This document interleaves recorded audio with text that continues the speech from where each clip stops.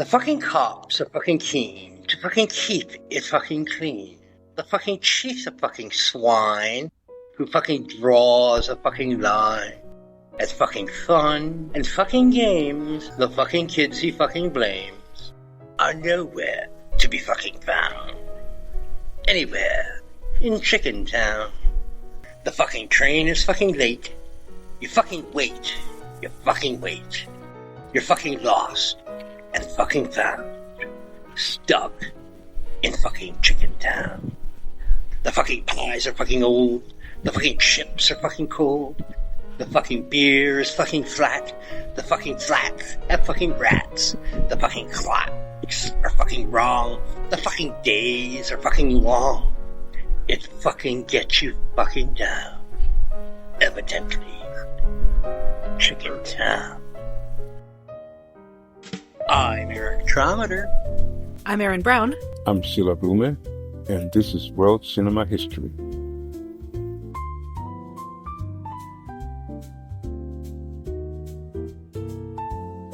There's an old piece of American folklore about Oscar Wilde. When he was touring the American West in 1882, he walked into a Leadville, Colorado saloon and saw a sign above a piano that read, "Please don't shoot the piano player. He's doing his best." It's perfect, pathetic, hilarious. A guy just trying to make it through a song while the world holds a gun to his head. Francois Truffaut, a man obsessed with our American trash culture, saw the same spirit and baked it into the DNA of his 1960 film, Shoot the Piano Player. You know those big quality gangster films like The Godfather? Sometimes they feel to me like classical actors reading John Cooper Clarke. All polished prestige draped over raw, profane grit. Don't fucking get me fucking wrong. They're masterful, but I prefer my trash with an honest dose of luridness in both the story and the execution. To my mind, the best example of this is Francois Truffaut's Shoot the Piano Player, a wild, genre-blending ride that's equal parts noir homage, romantic tragedy, slapstick comedy, and existential shrug. Erin, this is the third French New Wave film that you've watched. Well, it's, I guess, fourth French New Wave film that you watched, because I had forgot Cleo from 5 to 7. This is the second of these gangster films where they were deliberately attempting to copy an American model. Of course, you and I both had felt that Godard's Breathless, which was a similar style of homage to film noir and gangster, had left us cold. How did you feel the more humane Truffaut did with a similar material? I thought it was infinitely better. It felt like he actually knew what he was doing and had a point. Godard is poopy. Yeah, I'm not going to say it. I'm glad you did. Yeah. This was a much better film, in my opinion. I know there are people that love Godard, and that's fine. Good for you guys. I don't, and this was great. I really enjoyed this one. This made me think about what is an intelligent person.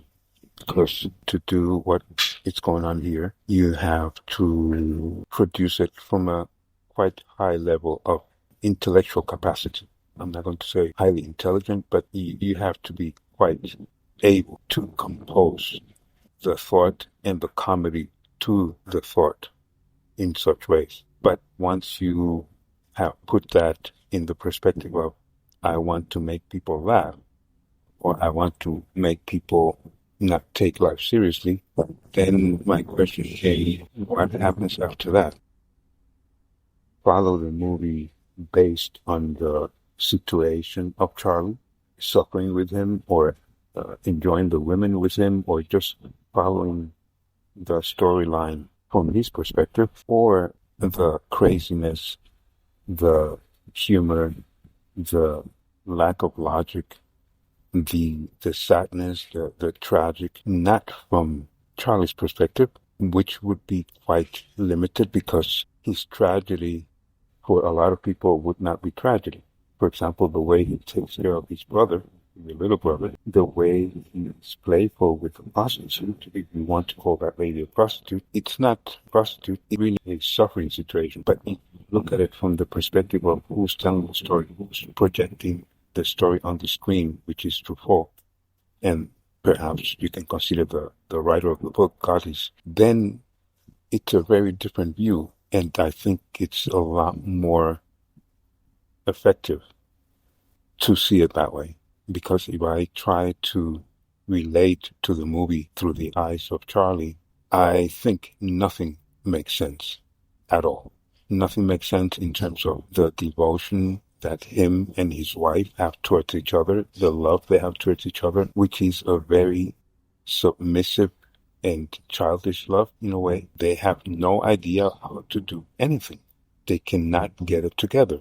And they react to each other in a very childish way. But if you look at it from the arc of outside of the whole picture and just looking at things that are happening in the world all together at the same time, that seems to me more agreeable with the way I should watch this film. And one of the reasons I decided this was going to be part of this series is because I saw a direct line from Marceau in The Stranger, Joseph K. in The Trial, and Edward/Charlie in this film as existential heroes or existential anti-heroes. One of the problems, I think, with having an existential central hero in a film like this is so much depends on the physical look of the character, because so much has got to be internalized. And why I love this film almost completely comes down to how Charles Aznavour looks and how Truffaut and Raoul Cortez, the cinematographer, make him look in that film, that hangdog expression all the way through. And I could kind of picture him as Marceau on the dock or as Joseph K. in The Trial throughout this film. There's just something about the way they film Charles Aznavour, Charlie and Edward, that just mesmerized me. It's not a perfect film by any stretch of the imagination. It has a lot of tonal changes. It has some plot holes, most of them coming from Goodis's novel in the first place. The reason it hangs together and why I still have a passion about it and can rewatch it again all these years later, and I have re-seen it many, many times, comes down to how well Truffaut, Aznavour, and Cortez work together to create this piece. It is really a case of execution over plot, because if you actually were to just take the plot of this and put, say, Humphrey Bogart or Sterling Hayden in that role in the 1940s, this doesn't rise above a mediocre B-film noir, which obviously was meant as an homage to, but it's done at such an excellent level that it stays entertaining. Erin, you mentioned you thought this was a good film. Is it because it was a fun film to watch? Was it the craft of it? Or were you actually able to kind of get into the story? Yeah, I'll say it's because of the craft of it, because of the way it was made. I kind of like the tonal shifts because life is never just one thing. Like, my favorite bit in the whole thing was they'd kidnapped Fido, and the one gangster was trying to convince him that his scarf was actually metal from Japan. And he says, "If I'm lying, may my mother drop dead." And it just immediately cuts to his mother dropping dead and then back. In a perfect silent film homage with the with the drawn frame around it, a la Buster Keaton. Throwing in things like that made it really interesting to watch. The story was pretty meh, but it was a potboiler like The Godfather. Yeah. And, the reason you love The Godfather had nothing to do with the potboiler story. It was because of the way it was executed as a film. Exactly. And so it's fair both ways. So yeah, it was just a lot of fun to watch. And you're right about the lead actor. I can't imagine anybody else in the role. He's such an odd-looking little dude, but he was perfect for the role. You're a Buster Keaton fan. There is something of the stone face about him as well. He keeps a very similar expression the whole way through. Not quite as stoic as Buster Keaton. I don't think he's trying to go to that extreme. thing. So, He's not an actual actor at this point in his career. He became one, but he was at that time a pop singer. Sila, to that point, and I think you made it well, that this is Truffaut's telling of the story more than the story itself, and the characters seem to be more of a frame for him to fill in with his own mastery. Did you find that it was masterful enough to get past the melodrama of the plot and some of the plot holes? Or is this just kind of like I was accusing The Godfather of being a overcooked potboiler they threw the kitchen sink at? And the line of topic that we're having right now is adaptation. To address, even in this case of questioning or wondering, is this for me as a viewer to contemplate the story through the eyes of Charlie, or to contemplate it through the eyes of Truffaut as the director? Since we're talking about adaptations, then I really cannot answer that, and I really cannot entertain that without knowing how Goodis, I think that's his name, wrote the book, because we're talking about adaptation. So I have difficulties answering that question for that reason. Let me talk a bit about David Goodis's pulp novel Down There from 1956, which I did reread for this episode. On the surface, it is. It's an American noir. A fallen concert pianist hiding out in a Skid Row dive bar, dragged back into crime by his brothers and pursued by gangsters. It appealed deeply to the Henry Millers of the world and a group of French fans of American fiction as a kind of existential philosophy novel. A story of failure, grief, doomed love, repetition, and the absurdity of trying to opt out of life. Yet it's just as pulpy and lurid as anything Mario Puzo ever wrote. Goodis gives us the raw, seedy underbelly without the epic saga or family of The Godfather. But Truffaut saw the poetry in that trash and ran with it. If you read Down There, it's set in the grittier, sweatier corners of Philadelphia. In the book, after his wife's suicide, Charlie doesn't just retreat, he turns into a street-fighting bully, a guy looking to get his teeth kicked in just to feel something. I think the best thing that Truffaut did was realize that he couldn't put Charles Aznavour in a series of street boxing matches. It would have looked like a farce, so he stripped away the tough guy physicality and replaced it with Charlie's hangdog, inward-turning vulnerability. He kept the vibe of the trash, but he gave it a French New Wave heart. Henry Miller loved the book because he saw Charlie as that classic existential hero, a man suffering beautifully in the dark. But for me, I think that's a trap. Miller was looking for a hero. I think Truffaut, to Sila's point, was looking for a human. The trash is better when it stops trying to be a heroic statement and starts being a mess of contradictions. And what this film does best, I think, is be human, and by being human, embrace those contradictions. We'll start with the flashbacks. Edward Sayon looks like he's having the time of his life, but look closer. He's performing. He's too shy to be on the stage. He's trapped in the role of virtuoso. But when we see Charlie back in that bar at the end, just hammering out chords in the dark, he's not performing for anyone. He's not even performing for himself. He's just existing. He's gone from being a slave to his success to the master of his own decline. Maybe that's the real solution to this film. The moment you stop trying to be the hero of your own story, you finally become the protagonist of your own life.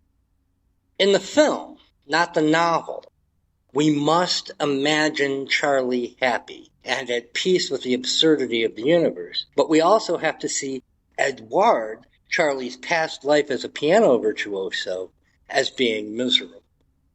The little changes of the novel. One of the main ones, I think, was the fact that when he is Edouard, his wife was actually Puerto Rican. And that is probably the closest to autobiographical Goodis gets in the novel, because Goodis was famous for dating black women as a white Jewish man in Philadelphia. That was considered a vice in the 1950s. But there's a beautiful irony to the history of this film that most critics ignore. In America, Goodis' Down There was just another disposable paperback that hit the bargain bin and vanished in 1956. It was the French, specifically Surreal Noir, who actually recognized the poetry in the trash and turned it into a cult object, and it was actually widely printed in French before it was widely printed in English. But look at the film. When Truffaut released Shoot the Piano Player in 1960, it was a genuine bomb in France, and the audience didn't know what to do with it. After the success of the 400 Blows, they saw it as a sophomore jinx film.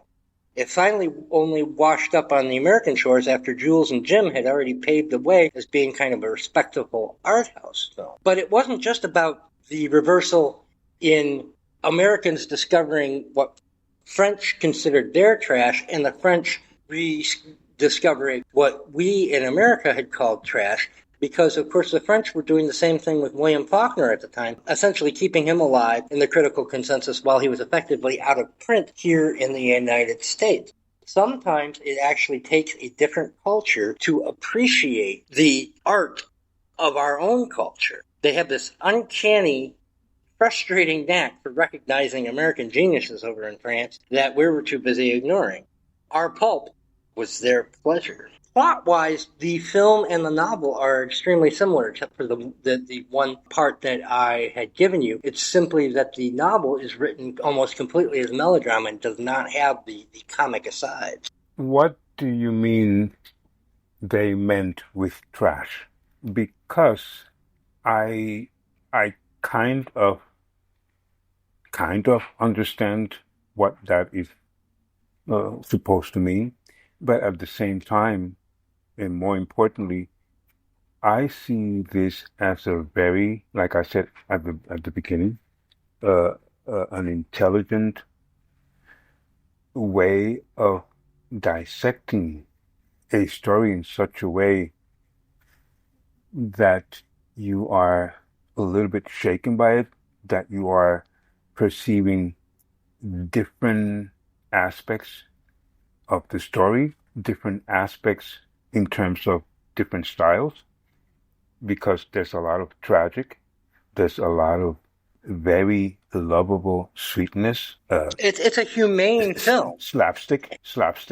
There's so many things in this film, so I don't know why call it trash. I don't actually think of the film as being trash. I'm saying it was treated that way by the critic. Yeah, but that's what I'm saying. That's why I asked the question. They were confused. What do you think they meant by using that term? It's not literary. The language in it, the kind of luridness of it, the fact that he has this semi-platonic relationship with a prostitute. For 1960, Monty Python is not literary. Well, it's not trash. Well, you see what I'm saying? I'm just trying to figure out what they mean. I don't think they got the kind of raw energy of it that Truffaut was throwing at them. They were looking for another really polished literary. Here in the United States, they wanted another Jules and Jim. In France, they wanted another 400 Blows. They're trying to kind of force this into their own box. They had, instead of this wild kind of jazz-fueled riff, they wanted to force it into a tuxedo, and they thought the comedy was inappropriate because they were expecting something a little more masterly.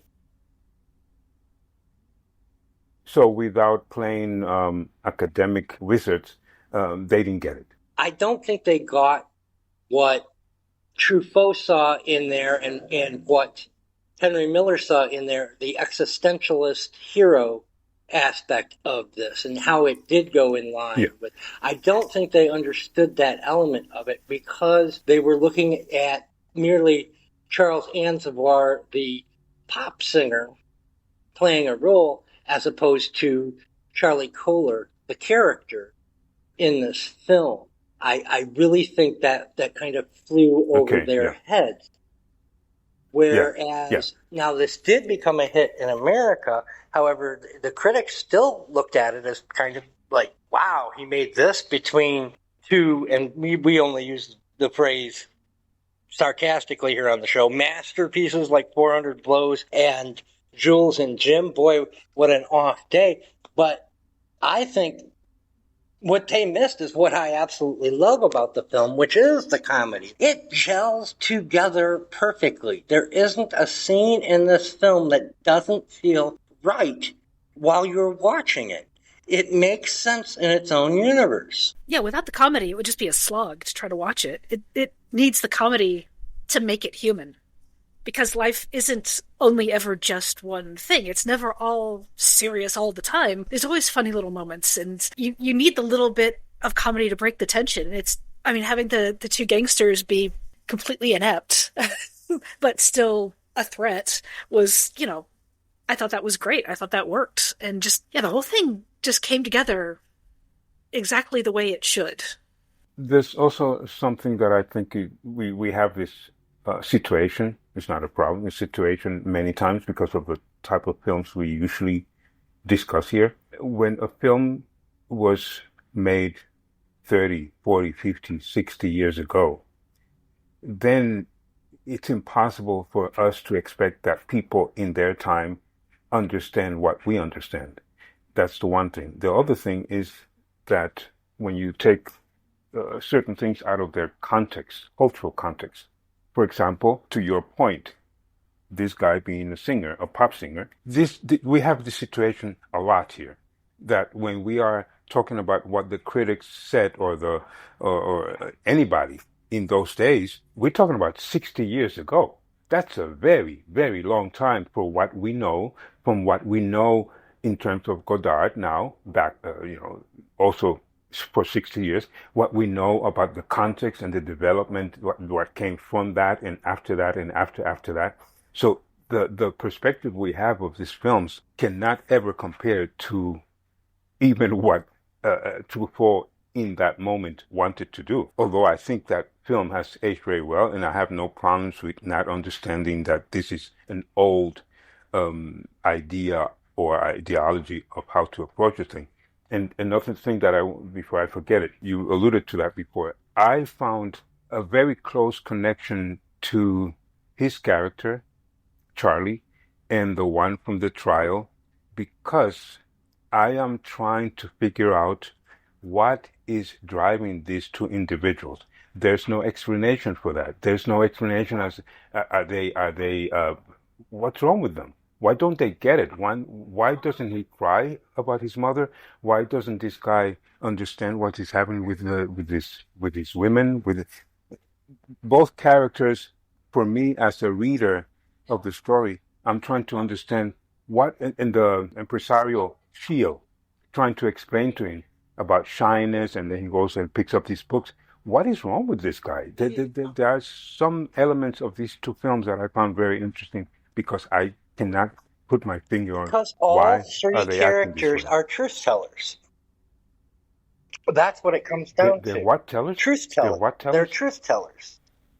We talked about that in the Stranger episode. Is Marcel just too stupid to lie? It's a type of purity, and as a result, we should heed to what he says because he has a different connection to God. Well, there's also that he allows him to see past our societal norms because he can't comprehend them.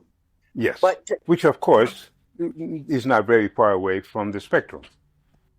But people like to think of this film as being existential, and the novel, obviously, with that Henry Miller, the author of Tropic of Cancer, picked it up as being an existential novel. But that feels a little dusty to me because where I see Truffaut doing with Charlie Kohler through more the lens of, say, Heidegger and Wittgenstein, Charlie is the embodiment to me of Heidegger's thrownness, the idea that we didn't ask to be here. We were just thrown into the universe in the specific body and into the specific mess of brothers, gangsters, and dead lovers. He's a man who's constantly asking why he's in this position, why the world is the way it is, to your holy fool analogy, whereas we in society have kind of created a socially accepted idea that we all have to serve a purpose in society. Charlie is literally saying, why can't I just stay low key, play piano and sleep with this platonic prostitute friend that I have? But then you have the Wittgenstein counterpunch Wittgenstein would look at Charlie's internal monologue and tell him the question itself is a trap, that words like existence, universe, or even meaning are just social metaphors, tools we use to build a cage of language that doesn't actually touch on the reality of the experience. The trap isn't that Charlie is trapped in the world. The trap is that he thinks he can use language to explain why he's there. So to go back to our absurdist metaphor from The Stranger and The Trial, is Charlie a victim of the void, or is the void simply where Charlie feels most at home? What did you all think of this element of the Charlie Kohler character in this? Not the Edward Sarion, but the undercover Charlie. He was just existing. But do you think he was happy existing this way? That ending shot where he just returns to his piano, were you imagining that he's happy at that moment? Or would he have rather still been the virtuoso that he was before his wife's suicide? I don't think he was necessarily happy. I think he was just accepting that that's the place where he should be, because he was unhappy when he was famous. I think he was just existing through life without having any kind of opinion on whether he's happy or not. Again, this really gets interpreted as being part of the existential series of French movies. Godard type guy with a cigarette sitting in a corner wearing black, maybe like a pre-goth, pre-emo. Charlie doesn't appeal to me as that kind of a character. I think Your Holy Fool is much, much closer to what Charlie is throughout this film.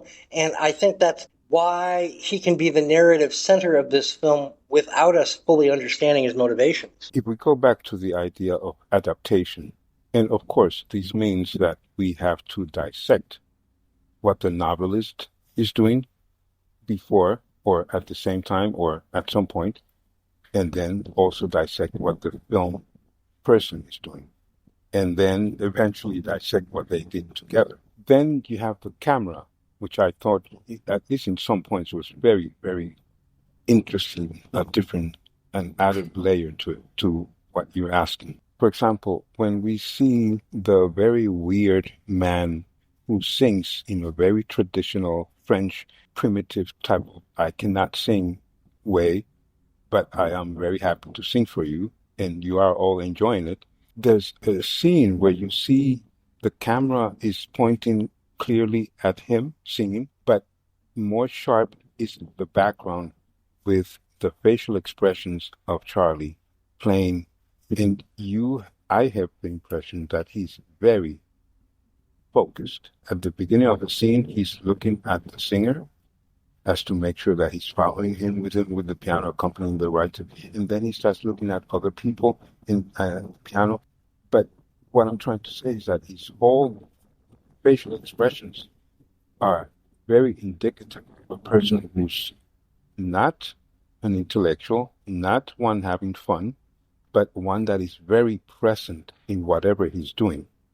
And I don't know if the film is addressing any of these two, neither the entertainer in the bar nor the classical musician. That's an individual who was very intense or happy doing what they were doing. I don't think that topic, I don't know if that topic is actually addressed at all, which might be part of the existential aspect that you're talking about.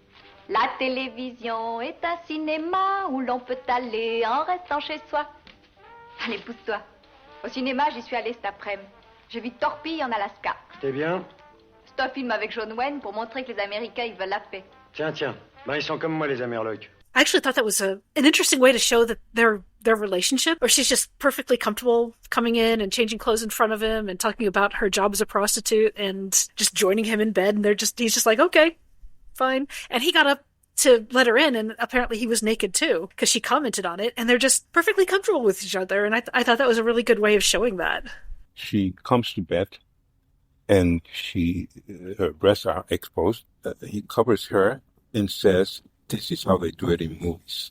So I think that might be a point of reference to what Truffaut is actually doing with the with the homage on American movies. I think it was, well, the movie that they mentioned, Missiles Over Alaska with John Wayne, and she's talking about how television is replacing the cinema, and that little kind of sing-song thing that she did is interesting because the first time I saw this film, I thought that was an anachronism because up until that point, I thought this was set in the 1940s. And what I didn't realize was that the hats and things like that, fashions just hadn't changed that much in the 15 years since the war, and the cars hadn't changed enough for me I think it was, 1989 was when I saw it the first time, to realize that that the entire film was set modern day. I'm wondering if, Erin, you found any point of, I wouldn't say discrepancies between translations, but we've talked about this before in other rooms. Certain things that you say in French or in English or in any language do not make any sense in the other language. So I'm wondering, there was a scene that I was looking at where I said to myself, I wonder what the real wording of this is in English, because in French, because I had the impression that might be a lot of it being lost in translation. Yeah, there were definite differences between the subtitles and what they were saying. The one thing that stood out to me the most was the newspaper headline from when his wife committed suicide. It wasn't quite the same. It's like the translation of the headline that we were given was his wife commits suicide, but the actual headline read his wife threw herself out the fifth story window. And it's a lot more dramatic, that headline. Yeah, there were little bits. Much more headline. Excuse me. That's how a headline definitely would read, whereas the English translation, pianist's wife commits suicide, and why is that news? Yeah. Even though I knew she was going to do it, like, I didn't know, but I had a suspicion going into the scene that that's how it was going to end. I actually did gasp when he ran back into the room and looked out the window and saw her on the street. And it wasn't gory or anything, and it wasn't shocking because I knew that was where the scene was headed, just, from context clues from the rest of the scene, but I still gasped. It was still effective and being shocking, And that is pretty close to how it was described in the novel, which is interesting how close to the novel this film is. There are no real inventions. All of this is in Goodis. The difference is in the language that he uses, whereas Goodis writes in that kind of, Garrison Keillor used to make fun of noir, it was a dark night in a city that didn't sleep, type of style. Whereas Truffaut, he doesn't use that style of language at all, but the filmic style is very, very reminiscent, except, of course, that he's shooting it anamorphically. And we talked about this in the Ulysses episode, and we talked about it a few other times. That period of film where they were using widescreen black and white film is probably my favorite era of film and the filmmaking on this. In many ways, it's peak new wave, with the jump cuts, the voiceover, the playful narration, the breaking of the fourth wall, the genre mashups. But, films that we watched like Breathless and, Varda's Cleo from 5 to 7, that whole kind of rebellious cahiers du cinema rebellion against the traditional quality cinema is going on. But this is very loving in its homage to the big gangster flicks, but it's also constantly subverting them. So, you have the gangsters debating domestic life in the middle of a heist, thriller elements getting undercut by farce. You mentioned the grandmother dropping dead, where they're in the middle of a kidnapping and they're talking about old sayings from their fathers and things like that with the gangsters, and I see a lot of what would become Godard's trademark style. Especially the non sequiturs, but the angst and the in-jokes that Sila pointed out, the pure romance of the B-movie and trash novels. It never felt cold or detached like Godard generally does. It doesn't feel like it's trying to be clever. It just is very, very clever, but it's in a warm, human, and affectionate way. Even as it's trying to actually tear apart the very, very thing that it's doing, Truffaut's love for the characters and the cinema itself kind of shines through and makes this film a lot more watchable than the more cold, detached satires of this style of cinema that we would get out of the French New Wave and especially out of Godard. Godard, at least what I know from him, is always with a direction towards the avant-garde. And Truffaut is not at all interested in that. Not in my view. It is kind of ironic, though, that Truffaut is kind of remembered as one of the quality directors that he was actually rebelling against. Because in the 1970s, he became the literary, beloved mainstream director. But Shoot the Piano Player, I think, shows a bridge. That kind of punk energy is still alive.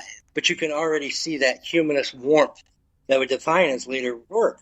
But to me, what defines this as one of the great films of the era, in my opinion, the thing I love most about it, too, is how it looks. Because it was shot in 35 millimeter. I'm getting nerdy here, just so you know. In black and white 35 millimeter through anamorphic lenses in the dialyscope process, giving it that glorious 2.35 to 1 widescreen ratio. And Raul Cortez, the cinematographer, who is basically the visual god of the new wave, he shot the 400 Blows, tons of the Godard movies, and excellent cinematographer.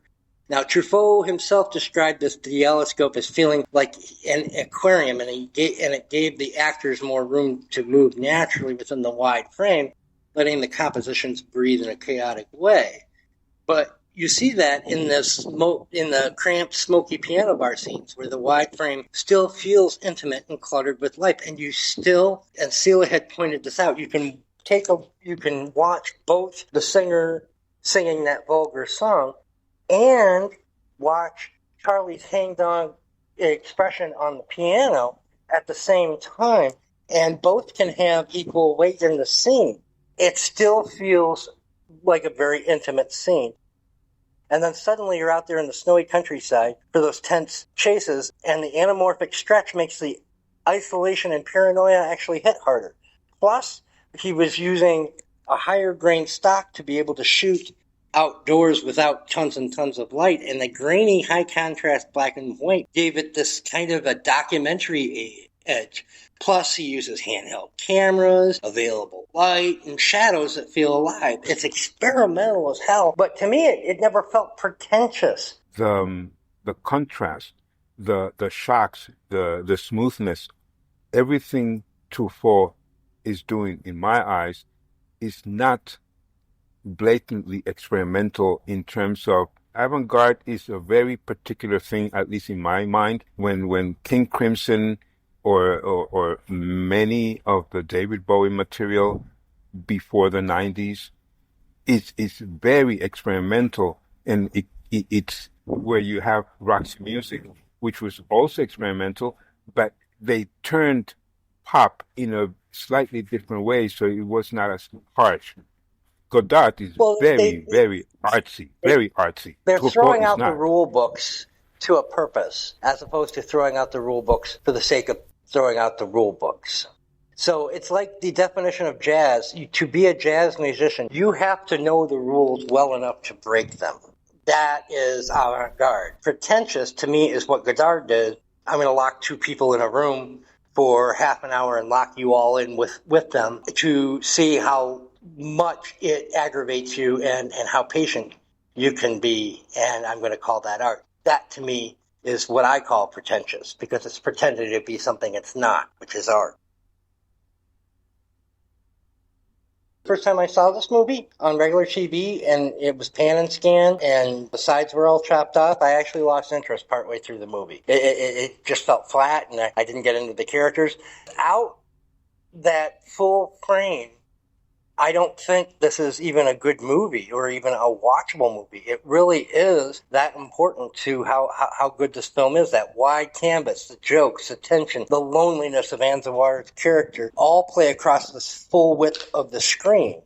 Once I saw it properly letterboxed on television and then later projected in a properly set up theater, the film was a revelation to me. And that's how important the cinematography here is. Not just pretty pictures, it's the soul of the film, isn't it? I can't imagine trying to watch it with pan and scan. It's horrible anyway, but especially with a film where you need the full screen to really get everything that's happening, even if it's not like Well, the shot of the two of them in the bed, they cut her off of it. Ugh, why? And it makes absolutely no sense. So Charlie is just talking, and then you hear her, the part where she's singing about the cinema, the TV being better than cinema because you can watch it at home. She's not in the shot. Good Lord. That's awful. Oh my God. I would hate that. Yeah. The only time they used the pan and scan was when when that brief shot where she doesn't have, where she's got her boobs hanging out, for obvious reasons. Suddenly they decided, By the way, they're not hanging out. They're not hanging. That's true. They were not hanging. They were perked. Yes, they were. Sticking is the better phrase. But that's the only time the pan and scan actually panned over to her. The rest of the time it was just showing Charlie. Y'all could see her boobs. And cut her out of the frame. It's just like, whoever was doing was like, oh, boobs. And then they go back to Charlie right afterwards. It was awful. It was awful. Now, I lost interest in the movie because... Yeah, and she was important to the scene, too. Cutting her out of the scene just because she's not the main character. You needed to see them both because you need to see her reacting to him, too. Because that shows their relationship. And that's how Truffaut directed this film that's different from other films. So you don't have the traditional over-the-shoulder reaction shot edit. She's able to do the kind of longer takes, and then you have that montage of the two of them in bed, Yeah. And it's wonderful. And the other thing is, it moves the plot along. It's also functional. Yeah. It's not just there for us to say, "Oh, wow, that was cool." It's functional to the movie. Yeah. I love this movie. I just love this movie. It's fine. It's a good movie. I liked her character too. I thought she was a lot of fun. She's just cheerful. And she's a lot of fun in the novel, too. They really did a good job of copying that. But she uses that noir dame language in the novel, which, the streetwise prostitute type thing. And I think the character that Truffaut created seemed much more realistic to me. Like, that's how a prostitute would talk. Very definitely businesslike. That not all prostitutes went to night school to learn poetry. I think you're right on that one. I want to correct myself because I am thinking right now of one very interesting scene. It exemplifies very much what I have been meaning with avant-garde compared to Godard, for example. He's going to his appointment with Mr. Schmiel. First, the length of how he goes through this hallway. He gets to the door, she's playing the violin, she finishes, walks out, and then she's walking out to the hallway and walking away from the door. And at that time, he begins his lesson or his introduction, Mr. Schmiel, by playing the piano, at which point she stops because she's listening to what he's playing. So they're both admiring each other, or the camera is admiring the talent of the violinist and of the pianist. But the way they use the camera, the framing, and the movement of this particular woman, the way she stops and the angles, I found very, very artsy. It's not my favorite scene, period.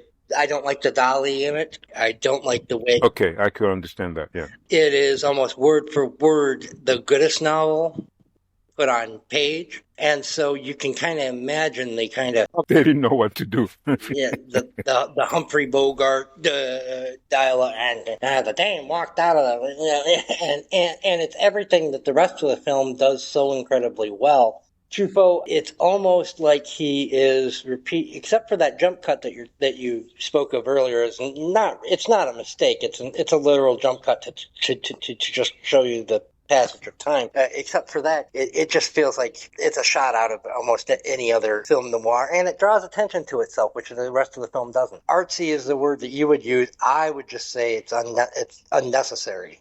And I also, unlike the rest, I don't think it's utilitarian. It's not really pushing the story forward. Is artsy ever really necessary? Not really. That's a good point. Sometimes you can have a little artsy digression and it be very, very good in a film. That felt like a digression that if I were the editor, I would have just cut that scene completely out because, of course, you could do the whole entire film without that. In an 82-minute film, that was the first time I checked to see how much running time was left, and I never checked again. That was the one time where I was just like, oh, the film almost stops for a minute just to kind of pat itself on the back for being daring.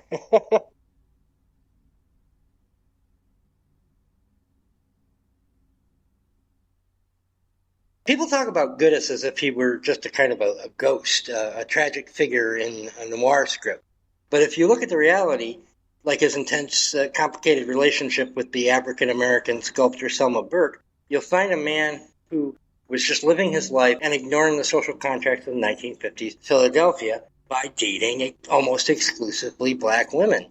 Selma herself called him an overgrown child, and that sounds exactly right. When he was discovered by the French, he was turned into this tortured saint.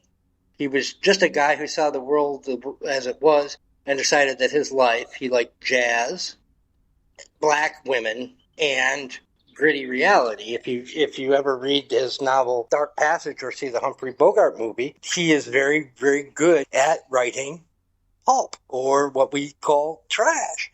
But that was more important than what the rest of the world thought that he should be doing at a time before racial integration, or where even interracial marriage was legal in most states. This is in the 60s, right? 1957 was when this novel came out, but he had actually worked in Hollywood during the 1940s. And like I mentioned, Dark Passage with Humphrey Bogart was, I think, 1947. So, but yeah, so the late 40s and through to the late 50s. Well, I do wonder if that had something to do with the fact that Goodis ended up in the bargain bin pulp heap here in the United States and was rediscovered by the French. Because to a lot of reviewers of Goodis, and I did read quite a few of them using the Wayback Machine over on the Internet Archive, there was something of a abuse of power situation that they commented on in his relationships with black women, as if a white man dating a black woman was still somehow seen as taking advantage of a less sophisticated race of people. And they openly wrote about this, and these were liberals. This was their version of liberalism. Like, this is wrong because, the white man's burden says we are supposed to be helping these people, not fucking them. Well, maybe he was dating without knowing them biblically. Nah. Yeah, I find that unlikely.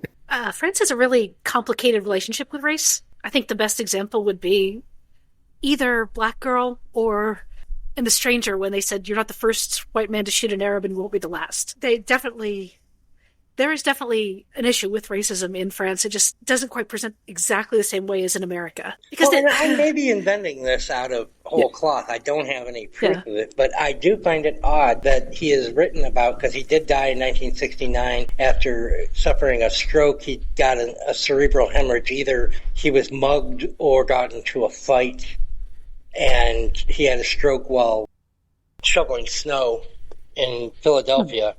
And after that, all the obituaries talked about him dying of some form of alcoholism, which is impossible. He had a kidney disorder. Yeah, I mean, he drank, but he could never have drank heavily enough to have been an alcoholic and still lived as long as he did.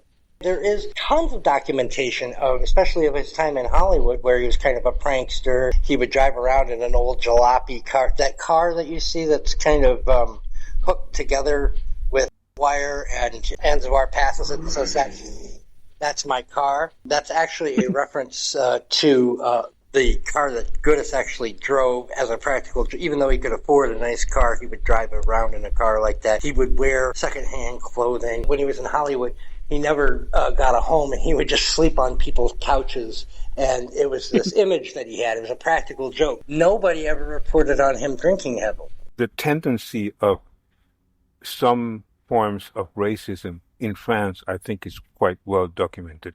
I just found it weird that in the art scene, they would have a problem with him, particularly him dating black women. That for me, there's a difference between the two. What society does with racism, I think that's always been there in France. But yeah, I found it strange that they would do that with him. Well, and I don't understand the mentality that says that's a private vice, an attraction to black women by a white male author. That's a very, very That's complex a private topic. vice, but alcoholism Very is complex not. topic. Oh, okay, yeah. I see. No, I see what you mean. Yeah. I find that odd. Now, again, I may be inventing this. I have no evidence of it.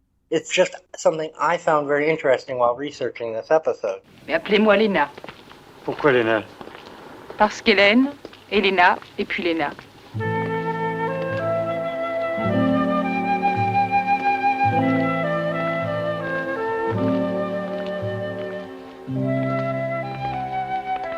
The one scene that I either love or hate, depending on which version or which time I'm watching the film, is if I no longer love you, I'll wear a hat or I'll wear my cap, depending on which subtitle that you get. Yeah. I either think that that's just a great scene, perfectly done, or I think they're overacting like fuck. And it just depends on my mood. It's either like, oh, that's so romantic, or, God, that's corny. Even though this guy is somehow not mature enough, but I find at least the way they are displayed in the film, or in the book, or in both, the relationship he has to all three women is filled with understanding, love, attention. I think they're very wonderful relationships, especially the one with the wife does not work and there are some problems there, but still when they try to get back together and go back to the essence of what they are, they were all three relationships very loving. So that scene that you just talked about was one of those examples of how he shows with the three different women what they have together. With the prostitute in bed, the way they talk, the way they joke around, I think it was very loving. Because in the rest of the film, outside his relationship with the women, he's a bit of an overgrown child. But he seems to have that might be the reason. A very mature relationship with these women. I think he was kind of childish with his wife, but had to change after she died because of that, I think. And that is one of the most heartbreaking scenes, is that moment where he is saying, go to her, hold her, tell her everything's going to be okay. Yeah. But he physically can't. Then she goes out the window. It was awful. I really did like his relationship with the prostitute next door because, I mean, they were just so playful and silly and fun. And then when she was making sure that his brother had breakfast later on before he got kidnapped, she's just sweet, you know? I know. I I want her as my neighbor, not the person who threw away all my carbs. Right. She would never throw away all your carbs. Why isn't Shoot the Piano Player revered like 400 Blows, Breathless, or Jules and Jim? Is a question I thought of while watching it for this. After the massive success and emotional directness of 400 Blows, Shoot the Piano Player felt like a sophomore slump to many critics and audiences at the time. Truffaut deliberately went wild and pulpy instead of giving people another heartfelt coming-of-age story. The wild tonal whiplash, slapstick 1 minute, heartbreaking the next, polarized viewers. What we love as liberated new wave chaos, some saw as messy or self-indulgent. But I would like to point out that a lot of this type of technique was brand new to film. But compare this to Breathless, which became the cool revolutionary poster child for the entire movement, or Jules and Jim, which gave audiences a warmer, more literary Truffaut with Jean Moreau and that iconic romantic sweep. Piano Player, I think, is more of a cinephile's film, packed with in-jokes, B-movie homages, and pure experimentation. It doesn't have the same broad emotional hooks or simple defining image that lodges in the public memory. So perhaps the reason I love this film is because it was made for people like me. And I do find it ironic that Truffaut matured into that kind of elegant humanist of the 1970s. but that there is still this one raw, punkish early burst, and it's the one that kind of got sidelined from the official legend. But for those of us who adore its honest luridness and its joyful rule-breaking, it remains one of the most vital and rewatchable works. The reason some people find this movie inconsistent or frustrating is that they're waiting for the narrative to make the sense of life for them. But Truffaut isn't writing a narrative. He is documenting a collapse. The solution to the film is realizing that Charlie is the only one who has stopped trying to make sense of his life through these labels. The gangsters are busy playing crime games, the brothers are playing the family game, and Charlie is just there. He's the only one who's accepted the senselessness. Most people look at the end of Shoot the Piano Player and see a broken man retreating into shadows. They see a failure. They're looking for Edouard Sarion, the successful trap performer virtuoso. They want him to win the game of life. But I'm looking at Charlie Kohler. Charlie is the man who looked at the rock, just like Sisyphus, looked at the hill, and realized he didn't have to carry it for anyone else. He isn't just a victim of circumstances. He's the only guy in the room who's finally free of them. If you're waiting for a tragedy, you're going to be disappointed, because when I see Charlie back at that piano, I don't see a subpar noir. I see a man who has finally stopped performing for the audience, stopped playing by the rules, and just started playing for himself. To understand this movie, you have to invert the perspective. You have to imagine Charlie Kohler happy, and you have to imagine Edouard miserable. Once you see that, the whole inappropriate comedy, the slapstick, the jump cuts, the tonal whiplash, it all clicks. It's not a mess.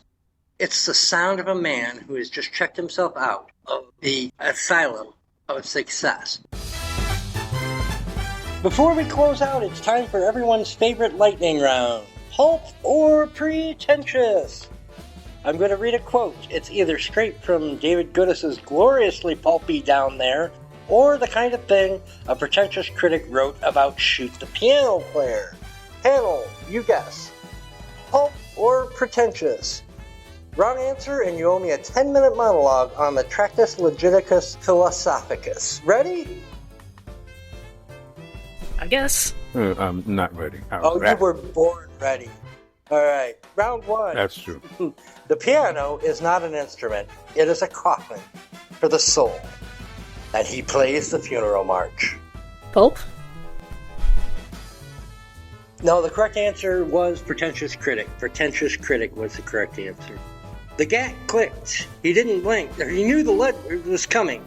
He was tired of waiting for the train. Okay, that's pulp. It's gotta be. Absolutely. That is how Goodis wrote this whole novel. Round 3, this one should be obvious. A dialectical deconstruction of the bourgeois jazz-inflected alienation narrative. Pretentious critic. Pauline Kyle, to be exact. Round 4, he watched the dame walk out, his gut churning like a drain in a basement during a flood. Good God. Pulp. That's heinous. Correct. Her hips moved like trouble in a cheap dress, and trouble was exactly what he didn't need tonight. Wow, I am never reading that novel. Pulp. In the liminal space between genre and genius, Truffaut orchestrates a Breckian rupture that interrogates the very ontology of cinematic pleasure. Yeah, I'd be amazed if that was Pulp. That's definitely... That's Andrew Sarris, yes. Yeah. And he felt the snow biting his face like 1,000 tiny regrets. He kept walking over. Pulp, I'm assuming. If you got all 7 right, you win the grand prize. A lifetime supply of nothing. Just like Charlie Kohler. Woohoo! The most metal gift of all. Yeah. Well, if it's good enough for Charlie, it's good enough for us. If you whiff even one, you have to rewatch The Godfather and come back next episode admitting it feels exactly like classical actors reading John Cooper Clarke at a funeral. All right, guys at home, let's hear how you do. Put your scores and your best excuses in the comments. Where can we find you on the internet, Sila? I continue to work on my Sila Blume .life, which might be taking off a little bit more in about 2 months when I leave New York City again. Erin, where can people find you and the podcast on the interwebs? You can find me on YouTube at Pizza Horse Productions and on Blue Sky at Toad Puppy. And you can find the podcast at ko-fi.com/World Cinema History. Next time, we're going to tackle Luchino Visconti's 3-hour and 5-minute epic, The Leopard, with special guest Mike Carati of A History of Italy. Betrayal, revolution, gorgeous Sicilian vistas, and the melancholy of a dying world. Don't miss it. For Sila Blume, Erin Brown, I'm Eric Trommater, and thank you for listening to World Cinema History. Fucking fuck. Alright, there. Fuck. There we go. Good enough. Happy now? Yeah. Fucking happy now. I think it's going to be a lot better fucking episode than the 2 that we did on Proust. Still poopy.